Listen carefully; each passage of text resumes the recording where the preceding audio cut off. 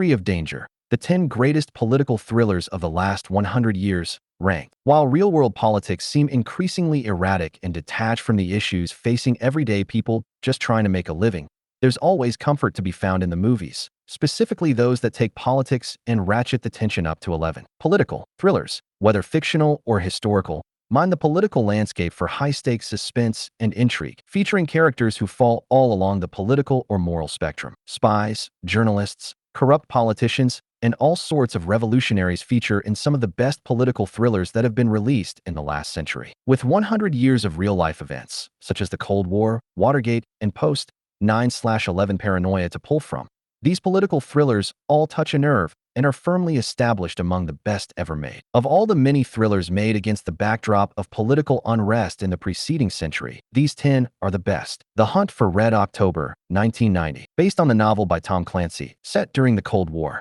era, The Hunt for Red October introduced the character of Jack Ryan to audiences. Played for the first and only time by Alec Baldwin, Ryan finds himself amidst tensions between the US and the Soviet Union escalating after a Russian submarine captain, played by Sean Connery, goes rogue. Deeply entrenched in the politics of the Cold War, which had only started to come to an end mere months before the film's release, the film finds its tension in boardroom discussions and multiple scenes of submarine standoffs. The Hunt for Red October was the third film in a row for John McTiernan to become a certified action classic, following Predator and Die Hard, and it features the same level of economical storytelling and character-driven action that made both those previous films so effective. The palpable claustrophobia in the submarine sets has never been bettered in any subsequent film, though Crimson Tide comes close. The casting is perfection, particularly Baldwin, who is still Phoebe's screen rendition of Ryan, with all apologies to Harrison Ford, Ben Affleck, Chris Pine, and John Krasinski. Conspiracy theories, while now occupying some of the most inane and toxic sections of the internet, make for undeniable entertainment, and there are few historical events that have inspired as great a number of them as the assassination of John F. Kennedy. Everyone, from the mob to the CIA,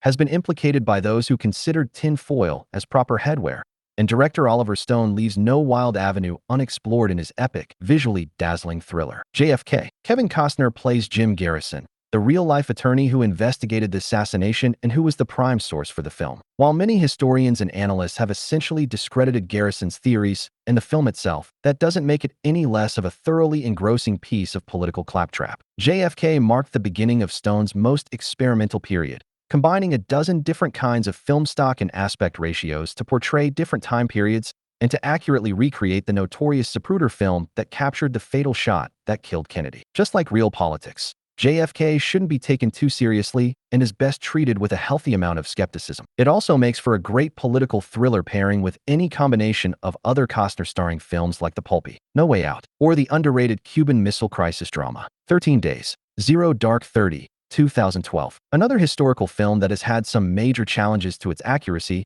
but is nonetheless a tense piece of thrilling filmmaking, Kathryn Bigelow's Zero Dark 30 dramatizes the hunt and ultimate killing of Osama bin Laden, while also providing a summation of one of the darkest chapters in American politics in the decade following 9/11. Starring Jessica Chastain as a composite character leading the charge in the pursuit of bin Laden, the film also uses her as an audience surrogate to provide a sort of emotional catharsis for the increasing disillusionment and fear that had dominated American discourse since the World Trade Center attack. The film was, unsurprisingly, controversial upon its release due to the aforementioned issues of historical inaccuracy as well as its questionable depiction of torture as an interrogation method. Bigelow and writer Mark Bowl, as they did with their previous collaboration, The Hurt Locker, focus more on the emotional turmoil of the task of tracking down America's greatest enemy and the always present moral quandary of the ends justifying the means. The action, naturally, is sweat-inducing, particularly the climactic raid on bin Laden's compound, done in near dark and intense quiet. It's an intense antidote to the bombast found in more typical Hollywood action fare. 7 Foot 3 Days of the Condor,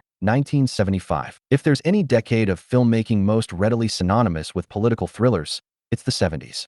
With the fallout of the Vietnam War, the Watergate scandal, and a myriad of other moments of social upheaval, it was a time of great distrust that fueled a number of thrillers where the American government wasn't exactly a paragon of righteousness. Setting aside how uncomfortably familiar all of that might seem to the current political climate, movies like 3 Days of the Condor distill that paranoia into a taut and suspenseful thrill ride. Starring the late, great movie star Robert Redford, It sees a low-level CIA analyst who finds his entire office massacred, getting thrown into a conspiracy that seems to reach up the chain of command and into bloody dealings in the Middle East. As directed by Sidney Pollack, 3 Days of the Condor is expertly paced and executed, with a New York at Christmas-time setting that provides a perfectly chilling incongruity to the political machinations of the plot. The cast around Redford is also excellent, with Faye Dunaway as an innocent woman who gets brought into the proceedings against her will and who has white-hot chemistry with him, and Max von Sydow as a cold-blooded assassin. 6 The Day of the Jackal,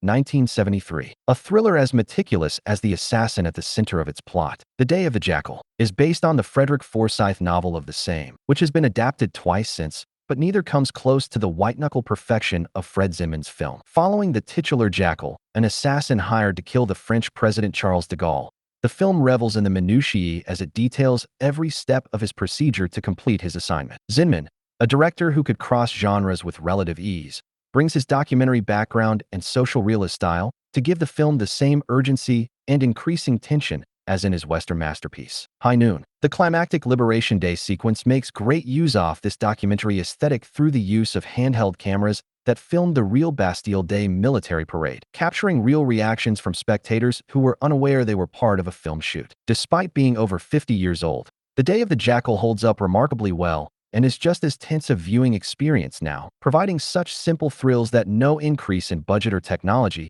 could ever improve upon.